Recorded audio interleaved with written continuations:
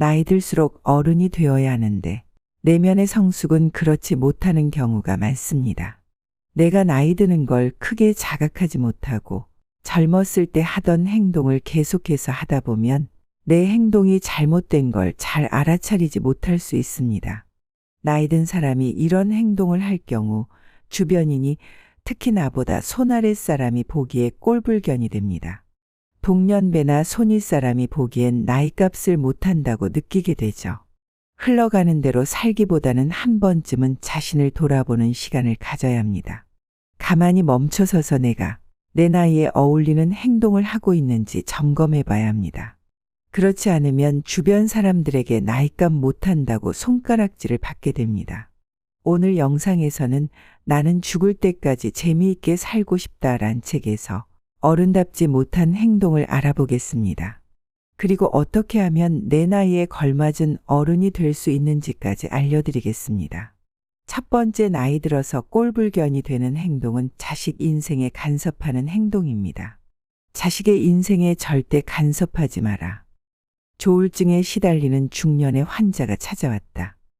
그는 대학 교수로 꽤 성공한 축에 들었다. 그의 아버지 또한 전직 장관의 대학 총장을 지낸 분으로 이름만 대면 알만한 교육자였다. 그런데 아버지에 비하면 아들의 성공은 미약했다. 아들은 아버지를 존경하면서도 아버지와 비교당하는 것에 은연중 스트레스를 받았다. 그러면서도 부모에게 누가 되지 않으려고 신경을 곤두세우며 아버지의 일거수일투족에 민감해했다. 그런데 생각만큼 환자의 조울증 치료가 잘 되지 않았다. 선배 의사에게 치료 방법에 대해 자문하자 그 아버지가 죽으면 된다는 답이 돌아왔다. 아버지가 살아있으면 자식은 결코 그 그늘을 벗어날 수 없다는 뜻이었다. 선배의 말대로 훗날 아버지가 돌아가신 뒤 환자는 별다른 치료 없이 병이 나았다. 자식에게 부모는 하나의 벽이다. 벽의 보호를 받으며 성장한 자식은 성인이 되어서도 습관처럼 벽을 의식한다. 벽은 보호막도 되지만 시간이 흐를수록 자식의 앞길을 막아서는 걸림돌이 되기도 하는 것이다. 자식이 그 벽을 뛰어넘으면 완벽한 성장을 이루게 되지만 벽이 높고 튼튼할수록 부모에게 기대는 습관이 몸에 밴 자식은 부모에게서 벗어나지 못한다. 이렇게 되면 자식은 물론 부모도 행복하지 못하다. 특히 노년의 부모는 자식 뒤치다꺼리를 하며 말년을 보내기도 한다. 이럴 때는 부모가 먼저 그 벽을 부숴줘야 한다. 자식의 성장 연령에 맞게 자식의 뜻을 수용하고 인격체로서 존중하라는 말이다. 자식이 성인이 된 뒤에는 더 이상 이래라 저래라 강요해서는 안 된다. 미덥지 못하고 어수룩해 보이겠지만 과감히 놓아 주어야 한다. 공자가 말했다. 젊어서는 부모에게 의지하고 늙어서는 자식에게 의지하라. 자식에게 의지하지 말고 살자는 게 요즘 대세지만 나는 이 말을 참 좋아한다. 달리 말하면 어릴 적에는 부모의 보호를 받고 나이 들어서는 자식의 보호를 받아야 한다는 것인데 보호받는다고 해서 모든 것을 자식에게 내맡기고 기대어 살라는 말은 아니다. 자식에게 의지하라는 것은 자식을 존중하고 신뢰하라는 뜻이다. 부모 세대가 60을 넘기면 곧 자식의 시대가 왔음을 상징한다. 집안에 새로운 해가 떠오르는 시기다. 이즈음부터는 자식이 집안의 주도권을 가져야 한다. 부모가 연장자라는 이유로 모든 것을 부모 중심으로 맞춰서는 안 된다. 우주에도 자연계에도 메인스트림이 있다. 우리 사회에도 사회를 움직이는 중심 동력이 있으며 어떤 조직에서나 실세가 있다. 가정도 마찬가지다. 나이든 부모가 메인스트림이 되어서는 안 된다. 자식이 장성한 뒤에도 부모가 중심축이 되어 가정을 이끌면 가족 모두 힘들고 피곤해진다. 생활의 중심을 자식에게로 이동하라. 부모가 사회적으로 성공하거나 재산이 많을 때, 또 부모 스스로 인생 경험이 풍부하다고 생각할 때 부모가 집안의 주도권을 늦게까지 잡고 있는 경우가 흔하다. 눈을 감을 때까지 온갖 지시를 내리며 자식을 믿지 못하는 이들도 있다.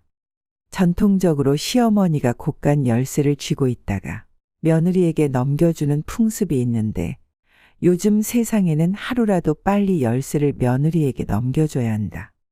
시어머니의 곳간 운영을 지켜보는 것도 좋지만 며느리가 적자가 날지라도 직접 운영을 해봐야만 살림을 제대로 할 수 있다. 40살이 된 외동아들이 아직도 변변한 직장 없이 부모에게 기대어 산다며 걱정을 토로하던 노신사를 기억한다. 그는 전직 회계사 출신이었다. 사회적으로 성공하여 경제적인 풍요는 물론 활발한 사회활동을 펼치며 많은 이들에게서 존경을 받았다. 그는 아들에게 의식주는 물론 다방면에서 최고의 교육과 문화를 누리게 했다. 온 가족이 한 달에 한 번은 꼭 음악회에 갈 정도였다. 그런데 자식이 40살이 된 지금도 매달 그 행사를 계속하고 있다고 했다. 나는 놀랐다. 아들의 반응이 어떠냐고 물었더니 말끝을 흐렸다.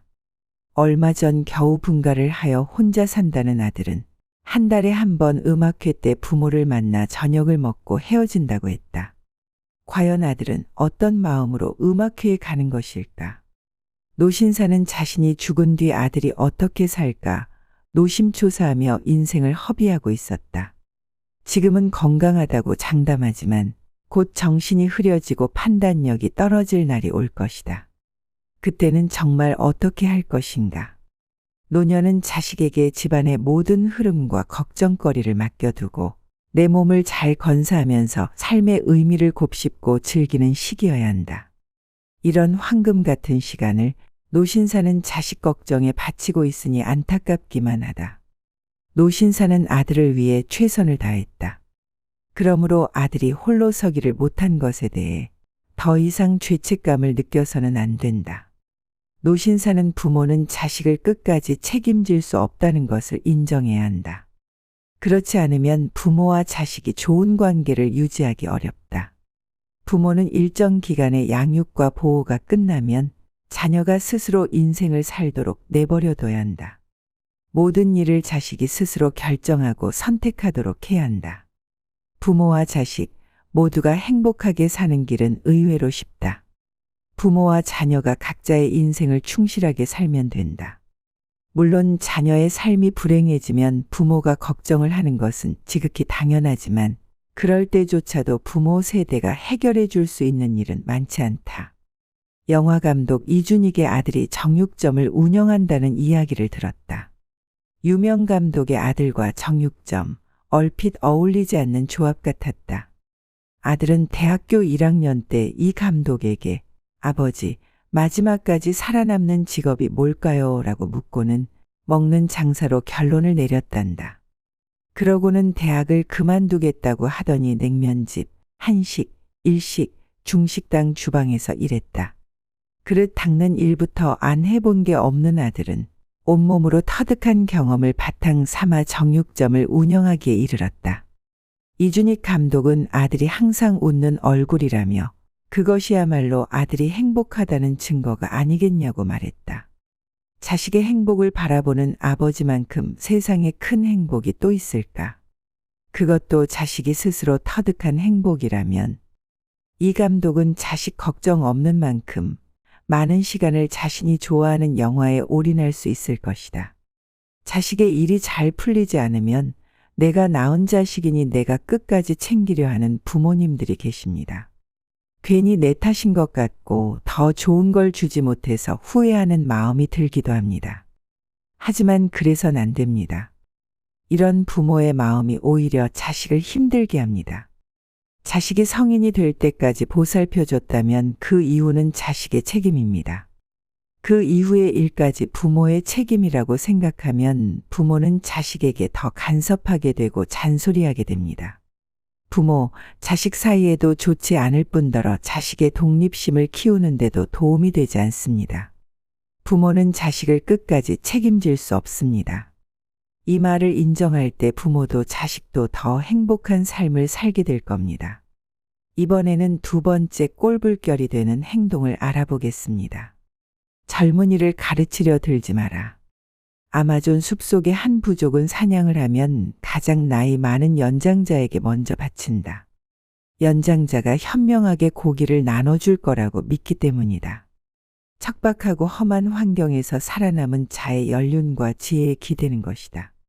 가족 가운데 노인이 있다면 그 가족은 보석을 가지고 있는 것이다라는 중국 속담이 있다.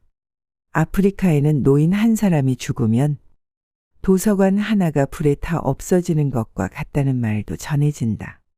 생존에 필요한 정보를 연장자에게서 전수받아야 했던 시절에 노인이 가진 지식과 정보, 지혜를 칭송하는 말이다. 그런데 시대가 달라졌다. 예전에는 확실히 부모 세대가 자식보다 많은 정보와 지식을 가지고 있었지만 요즘은 거꾸로다. 나와 같은 노인 세대가 손수레를 끌고 발로 뛰며 살아왔다면 요즘 젊은이들은 스포츠카를 타고 고속도로를 맹렬하게 달려가는 격이다. 젊은 세대는 우리가 상상할 수 없는 어마어마한 양의 정보를 흡수하며 산다. 스마트폰만 봐도 그렇다. 손바닥만한 물건으로 전화 통화부터 책 읽기, 영화 보기, 음악 듣기, 길 찾기, 쇼핑 등 많은 걸 해결한다. 지구 반대쪽에서 일어나는 사건도 실시간으로 알 수 있다. 마음만 먹으면 지금 당장 이집트 피라미드 벽화에 적힌 이상한 글자들이 무슨 뜻인지 알아낼 수 있다. 그래서 나는 요즘 젊은이들이 부럽고 샘난다. 이러한 첨단 시대에 노인은 보석이다, 도서관이다라는 말을 썼다가는 무안을 당할 것이다. 그것은 머지않아 죽은 말이 될지도 모른다. 삶의 노하우, 생존 방식, 온갖 정보와 지식은 노인의 머릿속이 아니라 버튼 몇 개만 누르면 결과를 자동으로 보여주는 스마트한 기기들 속에 아주 방대하게 쌓여 있다. 나이든 이들이 젊은이들보다 스마트폰 같은 최신 전자제품을 잘 다루지 못해 뒤처진다는 말을 하려는 것은 아니다. 단지 서로 다른 환경에서 살아왔기 때문에 다른 사고방식과 스타일을 가질 수밖에 없다는 말을 하고 싶은 것이다. 젊은 세대들은 광속과 같은 변화의 속도에 빠르게 적응하며 삶의 방법이나 양식을 개발한다. 그들은 새로움에 대한 두려움이 없다. 바로 이 점이 나이 든 사람들과 젊은이들을 가른다. 나이가 들면 민첩함이 떨어지고 행동이 느려지는 것은 당연하다. 문제는 과거에만 사로잡혀 내 경험만이 특별하고 옳다는 생각으로 젊은이를 바라보는 데 있다. 이런 이상한 고집이 젊은 세대를 이해하고 그들과 소통하는 데 장애를 일으킨다. 나아가 두 세대 간의 갈등을 만들고 나이 든 이들은 자기 세계에 고립되고 만다. 요즘 애들은 이란 말을 입에 달고 사는 사람들이 있다. 그들은 젊은 세대를 나약하다, 이기적이다, 무리하다, 도전할 줄 모른다고 비판한다. 저렇게 살면 안 되는데 하고 진심으로 안타까워하기도 한다. 그래서 내가 젊었을 때는으로 시작하는 충고를 늘어놓는다. 그러나 통하지 않는다. 까칠한 반응만 돌아온다. 왜 그럴까? 약이 되고 피가 되는 말을 왜 듣기 싫어할까? 남의 말을 귀담아 듣지 않는 것은 젊음의 한 특징이다. 멀리 가지 않고 내 청춘 시절만 돌아봐도 그렇다. 어머니가 간절하게 당부한 일일수록 오히려 청개구리처럼 거꾸로 행동했더랬다. 어머니는 외아들인 내가 혹시 물에 빠져 죽을까봐 바다 근처에는 가지 못하게 하셨다. 그런 어머니에게 반발한 나는 산을 오르기 시작했다. 사실 산이 바다보다 훨씬 위험하다는 걸 알면서도 말이다. 또 하나, 두 세대의 청춘 시절이 다르기 때문이다.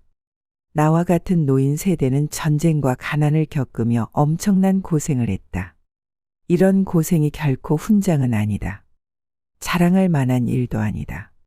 단지 우리 세대가 만난 시대적 어려움이었으며 우리는 그 속에서 살아남았다. 그뿐이다. 물질과 문화적 풍요로움을 누리며 살아가는 오늘날 젊은이들에게 아무리 전쟁과 가난, 고통, 극기와 인내를 이야기한들 따분한 소리로밖에 안 들린다. 예전에는 경상도를 가려면 반드시 문경세제를 넘어가야 했다. 그 길이 가장 빠른 길이었다.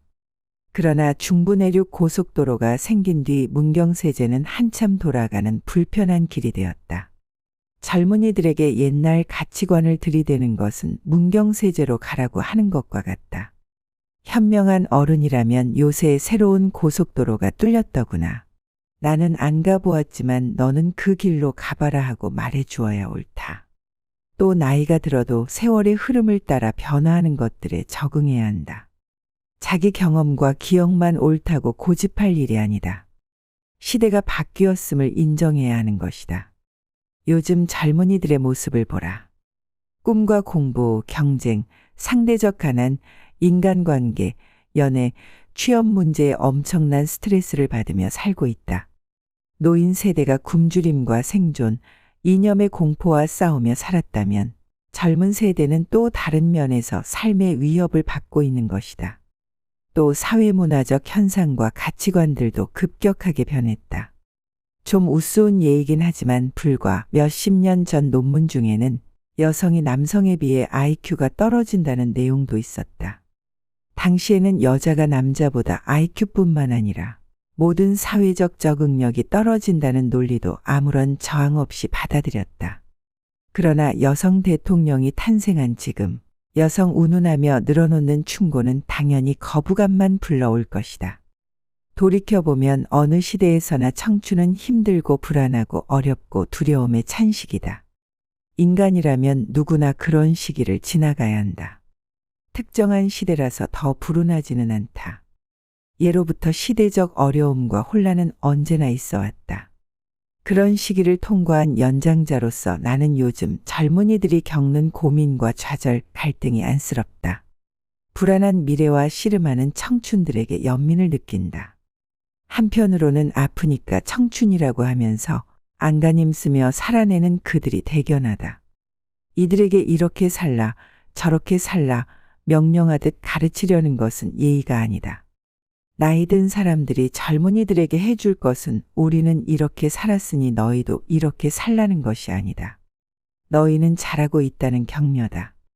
젊은이는 스스로 답을 찾아가고 깨우치고 자기 삶의 대안을 찾아가야 옳다. 젊은이는 그들의 시대를 살아야 한다. 비록 우리와 똑같은 실패를 저지르더라도 결국 그들의 몫일 뿐이다. 그 사실을 젊은이와 나이든 세대 모두가 인정해야만 한다. 나이든 이들이여, 젊은이들이 센 척하며 어른 말 안 듣고 잘난 척 하더라도 넘어가 주자. 지하철에서 대부분의 젊은이들은 스마트폰을 들여다보며 끊임없이 손가락을 움직이고 있다. 그들을 바라보는 나이 지긋한 사람들의 눈빛은 제각각이다. 대견함 혹은 부러움, 안타까움 그리고 못마땅함까지. 그러나 젊은이들이 우리와 같은 실패나 좌절을 겪지 말기를 바라는 마음이 바탕에 깔려 있음을 나는 안다. 먼저 우거진 숲을 벗어난 사람이 지름길을 알려주고픈 조바심이다. 젊었을 때 잘해라, 노력해라, 참아라, 인내하라는 진심 어린 말을 해주고 싶다면 좀 더 다정하고 세련되게 해주어야 한다. 젊은이들이 충고를 인정하지 않는다고 너도 늙어봐라, 언제까지 젊은 줄 아냐 하고 고약하게 말하지 말라. 인생은 드넓은 바다다. 내가 젊은 날 알고 있던 고깃대가 몰려다니는 해역은 해류나 환경의 영향으로 언제든 달라질 수 있다. 또 나만의 고기 잡는 방식도 오늘날엔 비생산적일 수도 있다. 거친 바다로 새롭게 고기잡이를 나온 젊은 어부들에게 늙은 어부가 들려줄 것은 생생한 바다의 이야기일 뿐이다. 그 이야기에서 젊은이들이 보석 같은 삶의 노하우를 발견한다면 그것은 그의 행운일 따름이다. 세 번째 꼴불견은 내 젊었을 적을 생각하며 지금 세대 젊은이에게 섣불리 말하는 행동이었습니다. 네 번째 꼴불견은 옛날에 내가 라며 자랑을 늘어놓는 사람입니다. 2007년 고려사이버대학교에 입학한 뒤 내가 전직 대학 교수이자 의사였다는 사실을 안 학생들이 나를 부담스러워했다. 먼저 나에 대한 호칭이 교수님, 박사님으로 바뀌었다. 그래서 대놓고 말했다. 나를 하구님이나 선배님 혹은 후배님으로 불러달라고, 그렇지 않으면 불러도 모른 척하겠다고. 그 뒤로는 사람들이 온라인이나 오프라인 모임에서 나를 하구님이라고 불렀다. 교수님, 박사님에서 하구님으로 강등되었을 때 나는 얼마나 기분이 좋았는지 모른다. 똑같이 배우는 입장에서 내가 박사네 하고 목에 힘주고 앉아있다면 참 우스울 것이다. 학교에서 나의 역할은 박사가 아니라 학생이니까 말이다. 나이 들수록 옛날에 내가 하면서 목에 힘이 들어가게 마련이다. 친구끼리 앉아서 옛날 회고담을 나눌 때 나도 그랬지, 너도 그랬지 하면서 이야기를 나누는 정도는 괜찮다. 그러나 세대가 다른 사람이 모인 자리에서 내가 옛날에 하면서 자랑 아닌 자랑을 늘어놓으면 보이지 않는 눈총 그리고 험담밖에 들을 게 없다. 나이 들면 젊은 세대에게 대접받으려 하기보다는 차라리 아부하는 게 좋다. 비굴하라는 말이 아니라 젊은이들의 관심사에 동참해보고 공감하려고 애쓰라는 것이다. 특히 자녀를 위한 가벼운 재롱은 꼭 필요하다. 자식에게 명령하고 당연한 듯 요구하지 말고 무슨 일이든 부탁하듯 말해야 한다. 생각해보라. 아이들이 어릴 때 부모의 마음에 들기 위해 얼마나 재롱을 떨었던가. 밉상 부리고 미운 짓 하면 회초리밖에 돌아올 것이 없다는 걸 아이들은 아주 잘 아는 것이다. 이제는 거꾸로 부모들이 성장한 자녀들에게 재롱을 떨어야 한다. 치사하다고. 자녀들과 행복하게 지내기 위해 그 정도 치사함은 참을 만하지 않는가. 다만 재롱을 점잖게 떨어야 한다. 재롱이 아닌 것처럼 재롱을 부리라는 것이다. 권위나 위엄은 버리고 서운함을 직설적으로 표현하지 않는 것. 자주 웃고 나의 자잘한 고통과 힘듦을 내색하지 않는 것. 그리고 언제나 명령이 아닌 부탁으로 대화를 풀어가는 것이다. 거기에 젊어서 하지 않던 귀여운 짓을 가끔 하면 더 좋다. 아들아, 아버지 용돈 10,000원만 주련. 5번째 꼴불견은 어제 기분에 오늘까지 꿍해 있는 사람입니다. 오늘을 어제의 기분으로 살지 마라. 오늘도 또 깨끗한 새 정신으로 공부해 주기 바란다. 이 말은 내가 초등학교 때 조회 시간에 들었던 교장 선생님의 훈시다. 내가 4학년 때 우리나라는 광복을 맞았다. 그해 새로 부임해 온 교장 선생님은 아침마다 운동장에 전교생을 모아놓고 조회를 했다. 아침 체조가 끝나면 교장 선생님의 훈시가 이어졌는데 매일 같은 내용이었다. 같은 말이 지겨워진 우리는 교장 선생님이 단상 위에 올라가면 선수를 쳐 그 말을 합창하고는 깔깔거렸다. 그럼에도 교장 선생님은 아랑곳 않고 학생 여러분, 오늘도 깨끗한 새 정신으로 공부해 주기 바랍니다라고 결연의 찬 목소리로 말했다. 결국 나는 한 편의 코미디를 보듯 졸업할 때까지 3년 내내 그 훈시를 들었다. 그리고 졸업과 동시에 교장 선생님의 말씀은 기억 속에서 사라져갔다. 수십 년이 흘렀다. 퇴임을 한 어느 날 연구실에 혼자 앉아 있다가 문득 교장 선생님의 말이 떠올랐다. 매일 아침 깨끗한 새 정신으로 공부하기를 바란다. 생각해보면 참으로 절묘한 말이었다. 깨끗한 새 정신을 가지라는 말은 머리를 맑게 비우라는 것이다. 어제의 기분을 오늘로 이어가지 말고 새로운 마음가짐으로 시작하라는 뜻이다. 그 옛날 교장 선생님이 들려준 훈시는 삶을 지루하지 않게 살아가는 지혜였다. 어제 하루가 힘들고 우울했거나 뜻밖의 일로 어긋났더라도 그것으로 끝내고 새 하루를 맞아야 한다. 쓰레기통을 비우고 컴퓨터를 리셋하는 것처럼 말이다. 깨끗한 정신으로 오늘 내가 해야 할 일, 내가 만나는 사람, 나에게 일어날 모든 일을 맞아야 한다. 의대생 시절 공부하던 전공 교과서에 환자를 진찰할 때 언제나 처음 보는 사람처럼 대하라는 지침이 있었다. 환자에 대한 선입견을 갖지 말되 오로지 그 환자에게 집중하라는 의미다. 깨끗한 정신으로 하루를 맞으라는 것은 오늘 하루에 집중하라는 뜻도 된다. 똑같은 하루지만 누군가에게는 어제의 연장일 뿐이고 또 누군가에게는 새로운 하루의 시작이다. 누구의 하루가 더 활기차고 즐거울지는 분명하다. 나이가 들수록 하루하루가 비슷하게 흘러간다. 일상에 큰 변화가 없기 때문이다. 어제가 오늘이고 오늘이 내일이다. 늘 반복되는 생활, 반복되는 생각이 지겹다. 내 자신이 마뜩찮게 느껴진다. 나는 왜 이렇게 사는지 자괴감에 빠지기도 한다. 여기서 멈춰야 한다. 우리에게 주어진 시간은 오늘 하루뿐이라고 생각해야 한다. 매일 아침 나는 삼청동 공원을 산책하며 하루를 시작한다. 공원을 산책하면서 그날 하루를 계획한다. 특별한 일은 없다. 아내와 함께 연구소에 나가 우선 커피 한 잔을 마신다. 그리고 이메일을 열어보고 사이버 대학 강의를 듣고 게시판에 학우들이 올린 글을 살펴본다.